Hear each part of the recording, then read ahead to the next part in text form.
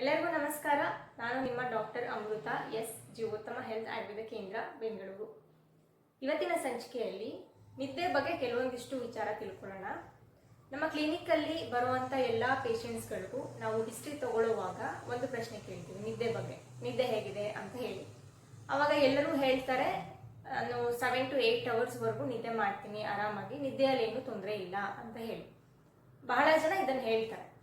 ಆಮೇಲೆ ಮತ್ತೆ ನಾವು ಕೇಳಿದಾಗ ಟೈಮಿಂಗ್ಸ್ ಏನು ಫಾಲೋ ಮಾಡ್ತೀರಾ, ಯಾವ ಟೈಮಿಂದ ಯಾವ ಟೈಮ್ವರೆಗೂ ಮಲ್ಕೊತೀರಾ ಅಂತ ಕೇಳಿದಾಗ ಅವಾಗ ಬೇರೆ ಬೇರೆ ಆದಂತಹ ಉತ್ತರಗಳು ಬರುತ್ತೆ.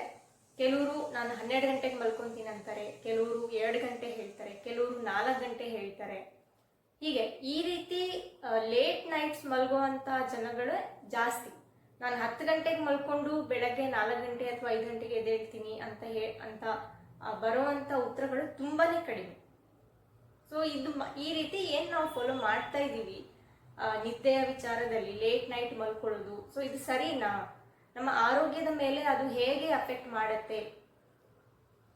ಇದು ಒಂದು ಸಿಂಪಲ್ ಅಂತ ಹೇಳಿ ನಾವು ಅನ್ಕೊಳ್ಳಿಕ್ಕೆ ಆಗೋದಿಲ್ಲ.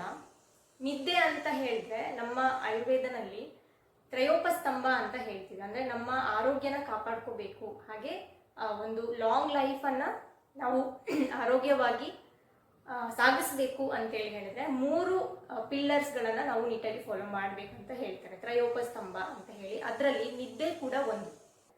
ರಾತ್ರಿ 10 ಗಂಟೆಯಿಂದ ಬೆಳಗ್ಗೆ 6 ಗಂಟೆ ಒಳಗಡೆ ನಿದ್ದೆಯನ್ನು ನಾವು ಕಂಪ್ಲೀಟ್ ಮಾಡ್ಕೋಬೇಕು, ಅಥವಾ ಈ ಸಮಯದಲ್ಲಿ ನಾವು ಮಲ್ಕೋಬೇಕಾಗಿರೋದು.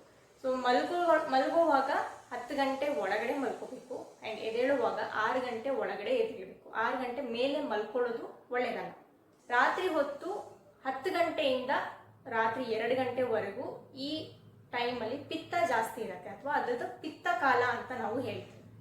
ಈ ಟೈಮಲ್ಲಿ ನಮ್ಮ ದೇಹದಲ್ಲಿ ಪಿತ್ತದ ಕೆಲಸ ಏನು ಅಂತ ಅಂದರೆ ಡಿಟಾಕ್ಸಿಫೈ ಮಾಡೋದು, ದೇಹದಲ್ಲಿರುವಂಥ ವಿಷಾಂಶಗಳನ್ನೆಲ್ಲ ಹೊರಗಡೆ ಹಾಕ್ತಾ ಇರುತ್ತೆ. ಹಾಗೆ ಏನು ವೇರ್ ಆ್ಯಂಡ್ ಟೇರ್ ಆಗಿರುತ್ತೆ, ನಾವು ಬೆಳಗ್ಗೆಯಿಂದ ಸಂಜೆವರೆಗೂ ಮಾಡಿರುವಂಥ ಎಲ್ಲ ಕೆಲಸಗಳಿಂದ, ಹಾಗೆ ನಾವು ಬ್ರೈನ್ ಓಡಿಸಿರೋದ್ರಿಂದ ಎಲ್ಲ ಏನು ನಮ್ಮ ದೇಹದಲ್ಲಿ ಎನರ್ಜಿ ಲಾಸ್ ಆಗಿರುತ್ತೆ ಅಥವಾ ವೇರ್ ಆ್ಯಂಡ್ ಟೇರ್ಸ್ ಆಗಿರುತ್ತೆ, ಅದನ್ನೆಲ್ಲ ರಿಪೇರ್ ಮಾಡುವಂಥ ಕೆಲಸ ಮಾಡ್ತಾ ಇರುತ್ತೆ. ಸೊ ಈ ಟೈಮಲ್ಲಿ ನಾವು ಮಲ್ಕೊಳ್ಳಿಲ್ಲ ಅಂತೇಳಿ ಹೇಳಿದ್ರೆ ಈ ಕೆಲಸಗಳು ಆಗೋದಿಲ್ಲ. ಸೊ ಆವಾಗಲೇ ಬರುತ್ತೆ ಬಹಳಷ್ಟು ಆರೋಗ್ಯ ಸಮಸ್ಯೆಗಳು, ಪಿತ್ತಕ್ಕೆ ಸಂಬಂಧಪಟ್ಟಂಥದ್ದು ಇರ್ಬೋದು. ಹಾಗೆ ಈಗ ಲೇಟ್ ಮಲ್ಕೊಂಡ್ರು ಅಂತಂದ್ರೆ ಲೇಟಾಗಿನೂ ಕೂಡ ಎದ್ದೇಳ್ತಾರೆ. 2 ಗಂಟೆಗೆ ಮಲ್ಕೊಂಡು 8 ಗಂಟೆಗೆ ಎದ್ದೇಳೋದು, ಹಾಗೆ 4 ಗಂಟೆಗೆ ಮಲ್ಕೊಂಡು ಬೆಳಗ್ಗೆ 9 ಗಂಟೆಗೆ ಎದ್ದೇಳೋದು. ಸೊ ಈ ಥರ ಎಲ್ಲ ಮಾಡಿದಾಗ ಬೆಳಗ್ಗೆ 6 ಗಂಟೆ ಮೇಲೆ ಕಫ ಕಾಲ ಶುರುವಾಗುತ್ತೆ. ಸೊ ಆ ಟೈಮಲ್ಲಿ ನಾವು ಮತ್ತೆ ಮಲ್ಕೊಂಡ್ರೆ ಮತ್ತಷ್ಟು ಕಫ ನಮ್ಮ ದೇಹದಲ್ಲಿ ಜಾಸ್ತಿ ಆಗುತ್ತೆ. ಹಾಗೆ ನಾವು ಏನು ನಿದ್ದೆ ಸೈಕಲ್ ಇರುತ್ತೆ, ನಾರ್ಮಲ್ ಆಗಿ ನಮ್ಮ ದೇಹದಲ್ಲಿ ಬಯೋಲಾಜಿಕಲ್ ಕ್ಲಾಕ್ ಅಂತ ಏನು ಹೇಳ್ತೀವಿ, ಸೊ ಆ ಕ್ಲಾಕ್ ಪ್ರಕಾರ ನಾವು ನಿದ್ದೆ ಮಾಡಿಲ್ಲ ಅಂತಂದಾಗ ನಮ್ಮ ದೇಹದಲ್ಲಿ ಹಾರ್ಮೋನ್ಗಳ ವ್ಯತ್ಯಾಸ ಕೂಡ ಆಗುತ್ತೆ.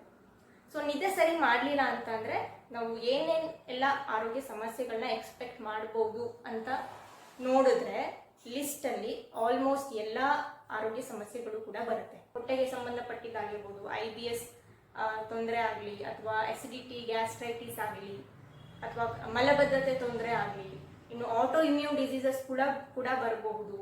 ಮೆಂಟಲ್ ಡಿಸ್ಟರ್ಬೆನ್ಸಸ್ ಆಗಿರ್ಬೋದು, ಆಂಗ್ಸೈಟಿ, ಡಿಪ್ರೆಷನ್, ಹಾಗೆ ತುಂಬ ಸ್ಟ್ರೆಸ್ ಜಾಸ್ತಿ ಆಗೋದು, ಓವರ್ ಥಿಂಕಿಂಗ್ ಆಗುವಂಥದ್ದು, ತಲೆ ಕೂದಲು ಉದುರೋದು ಅಥವಾ ಬೇಗನೆ ಬೆಳ್ಳಗಾಗುವಂಥದ್ದು, ಇದೆಲ್ಲ ಸಮಸ್ಯೆಗಳನ್ನು ಕೂಡ ನಿದ್ದೆಗೆ ಲಿಂಕ್ಡ್ ಆಗಿದೆ. ಸೊ ನಿದ್ದೆ ಅಂತ ಬಂದಾಗ ಕರೆಕ್ಟಾಗಿ ಕಾರಣಗಳು ಏನೇ ಇರ್ಬೋದು, ಲೇಟ್ ನೈಟ್ ವರ್ಕ್ ಮಾಡ್ತಾರೆ, ಅಥವಾ ನೈಟ್ ಶಿಫ್ಟ್ ಡ್ಯೂಟಿ ಮಾಡ್ತಾರೆ, ಅಥವಾ ಕೆಲವರು ಕರೆಕ್ಟಾಗಿ ಅವ್ರಿಗೆ ಮಲ್ಕೊಳ್ಳೋಕೆ ಟೈಮ್ ಇದ್ರೂ ಕೂಡ ಸೋಷಿಯಲ್ ಮೀಡಿಯಾದಲ್ಲಿ ಸ್ಕ್ರೋಲ್ ಮಾಡ್ತಾ ಇರೋದು, ಅಥವಾ ಮೂವೀಸ್ ನೋಡ್ತಾ ಲೇಟಾಗಿ ಮಲ್ಕೊಳ್ಳೋದು. ಸೊ ಇದೆಲ್ಲ ಕಾರಣಗಳು ಏನೇ ಇದ್ರೂ ನಮ್ಮ ಆರೋಗ್ಯದ ದೃಷ್ಟಿಯಿಂದ ನೋಡೋದಾದ್ರೆ ಇದು ಖಂಡಿತವಾಗ್ಲೂ ನಾವು ಮಾಡ್ತಾ ಇರೋದು ನಮ್ಮ ಆರೋಗ್ಯಕ್ಕೆ ಒಳ್ಳೆಯದಲ್ಲ.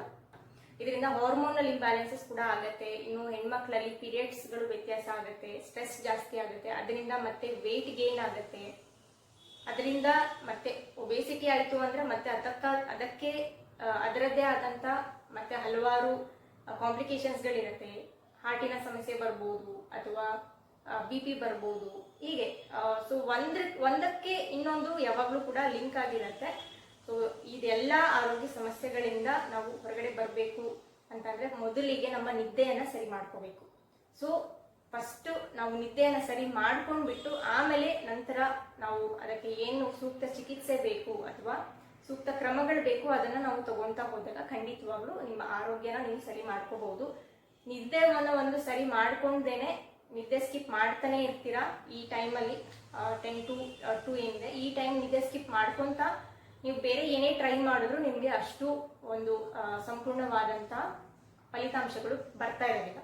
ಸೊ ಈಗ ಆಲ್ರೆಡಿ ಬಹಳಷ್ಟು ಜನ ನಿದ್ದೆ ಯಾರು ಸರಿ ಈ ಟೈಮ್ ಫಾಲೋ ಮಾಡ್ತಾ ಇರೋದಿಲ್ಲ, ಅವರು ಆಲ್ರೆಡಿ ಕೆಲವೊಂದು ಆರೋಗ್ಯ ಸಮಸ್ಯೆಗಳನ್ನ ಎದುರಿಸ್ತಾ ಇರ್ತಾರೆ. ಇನ್ನು ಯಾರು ನಿದ್ದೆ ನಾನು ಸರಿ ಮಾಡದೇ ಇದ್ರು ಕೂಡ ಇನ್ನೂ ಆರೋಗ್ಯವಾಗಿ ಇದ್ದೀನಿ, ಏನು ಆಗಿಲ್ಲ ಅಂತ ಹೇಳೋರು ಖಂಡಿತವಾಗ್ಲೂ ಅದನ್ನ ನೀವು ಲಾಂಗ್ ಟರ್ಮ್ ಅಲ್ಲಿ ಹಾಗೆ ಕಂಟಿನ್ಯೂ ಮಾಡಿದ್ರಿ ಅಂತ ಹೇಳಿದ್ರೆ ಆರೋಗ್ಯದ ಮೇಲೆ ಅದು ಹೊಡೆತ ಬಿದ್ದೇ ಬೀಳತ್ತೆ. ಅದಕ್ಕಿಂತ ಮುಂಚೆನೆ ನೀವು ಎಚ್ಚೆತ್ಕೊಳ್ಳೋದು ಒಳ್ಳೆಯದು. ಸೊ ನಿದ್ದೆಯನ್ನ ರಾತ್ರಿ 10 ಗಂಟೆ ಒಳಗಡೆ ನಾವು ಮಲ್ಕೊಳ್ಳೋದನ್ನ ಅಭ್ಯಾಸ ಮಾಡ್ಕೊಳ್ತಾ ಹೋದ್ರೆ ಆರೋಗ್ಯಕ್ಕೆ ಒಳ್ಳೆಯದು. ಹಾಗೆ ಬೆಳಗ್ಗೆ 6 ಗಂಟೆ ಮೇಲೆ ಮಲ್ಕೋಬಾರ್ದು, 6 ಗಂಟೆ ಒಳಗಡೆ ಎದ್ದೇಳೋದು ಆರೋಗ್ಯಕ್ಕೆ ಒಳ್ಳೆಯದು ಅಂತ ಹೇಳ್ತಾ ಇಂದಿನ ಸಂಚಿಕೆಯನ್ನ ಮುಗಿಸ್ತಾ ಇದ್ದೇನೆ. ಮುಂದಿನ ಸಂಚಿಕೆಯಲ್ಲಿ ಮತ್ತೆ ಆರೋಗ್ಯಕ್ಕೆ ಸಂಬಂಧಪಟ್ಟಂತ ಮತ್ತೊಂದು ಮಾಹಿತಿ ಜೊತೆ ಬರ್ತೇನೆ. ಅಲ್ಲಿವರೆಗೂ ಎಲ್ಲರೂ ಸ್ವಸ್ಥರಾಗಿರಿ. ನಮಸ್ಕಾರ.